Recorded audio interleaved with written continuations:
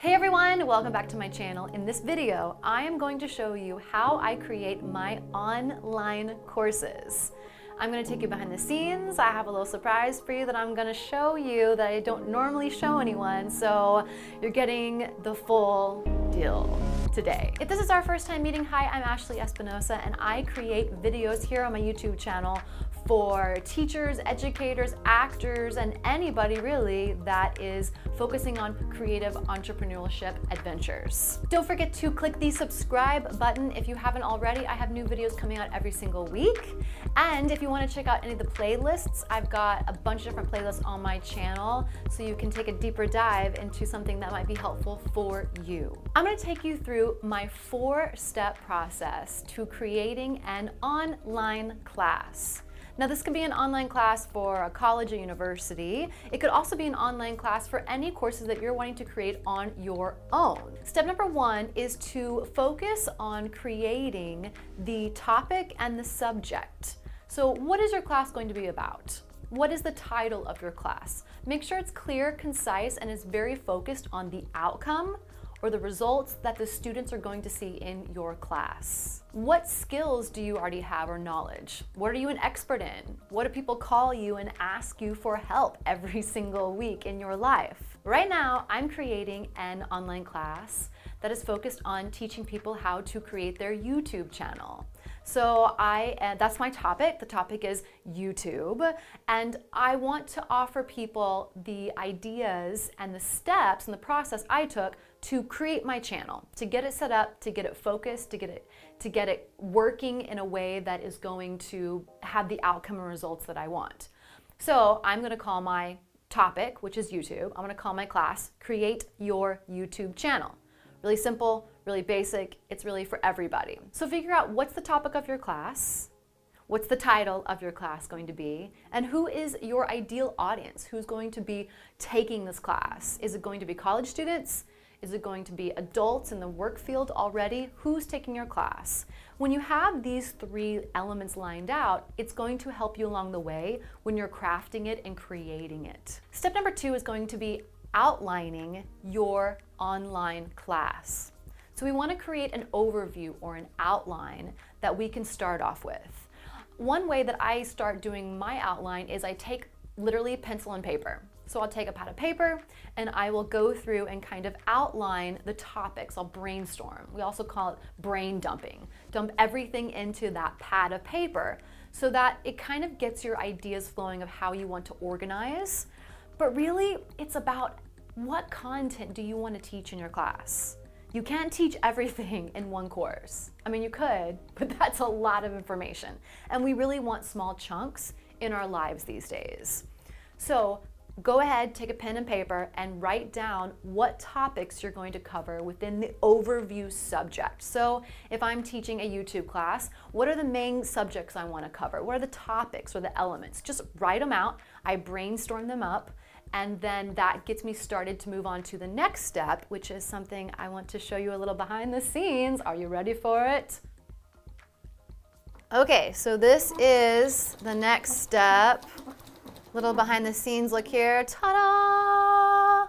All right, after I go ahead and take the time to sketch it out on pad and paper, I then move on to storyboarding. Now, I know many people use storyboarding in different ways. I kind of have my own version of storyboarding, but this is how I like to do it.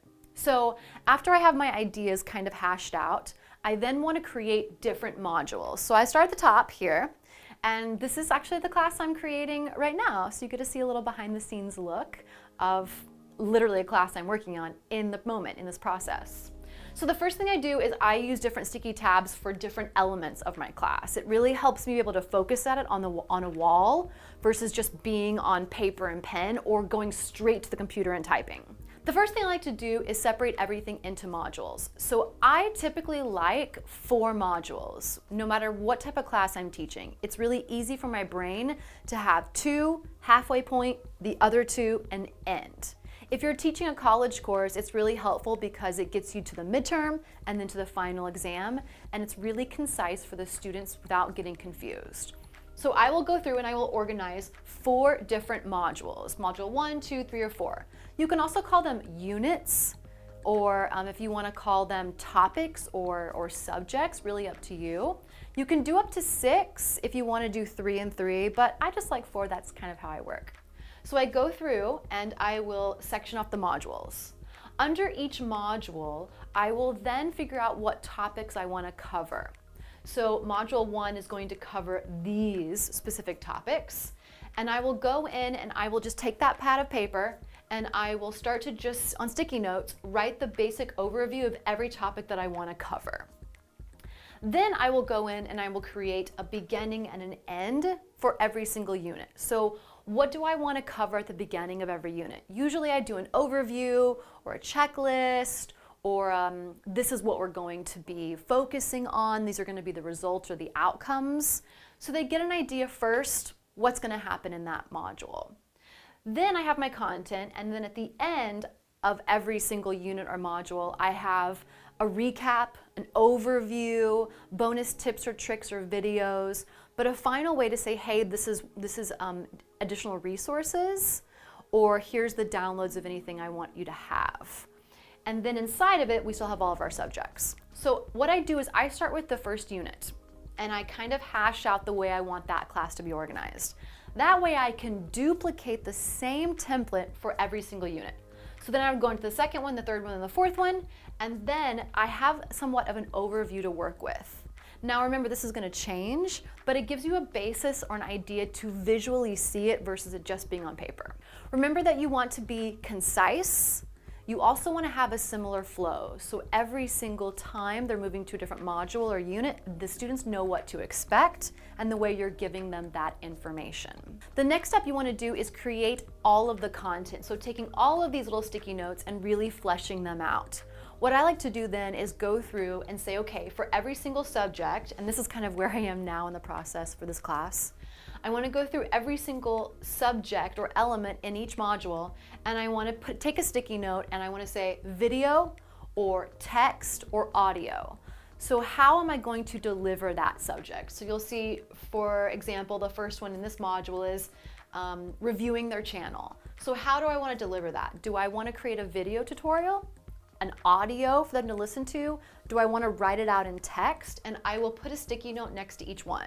So I'm really going through and I'm notating what do I need to create video content for, what do I need to create text for, what do I need to make sure that I've got graphics or audio to explain this subject. Another tip here is to, again, make sure you're using the same template. Do the first module or unit.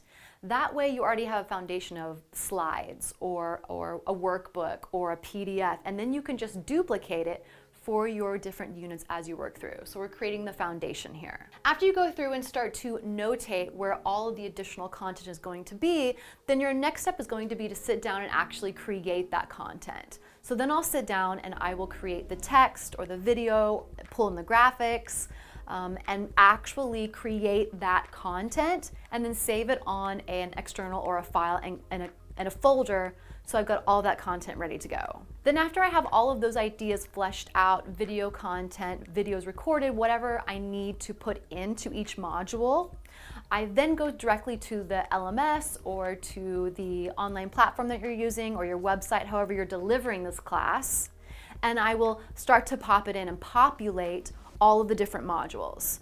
I really find this is much easier than just going straight to the area where you're inputting it and just start typing away.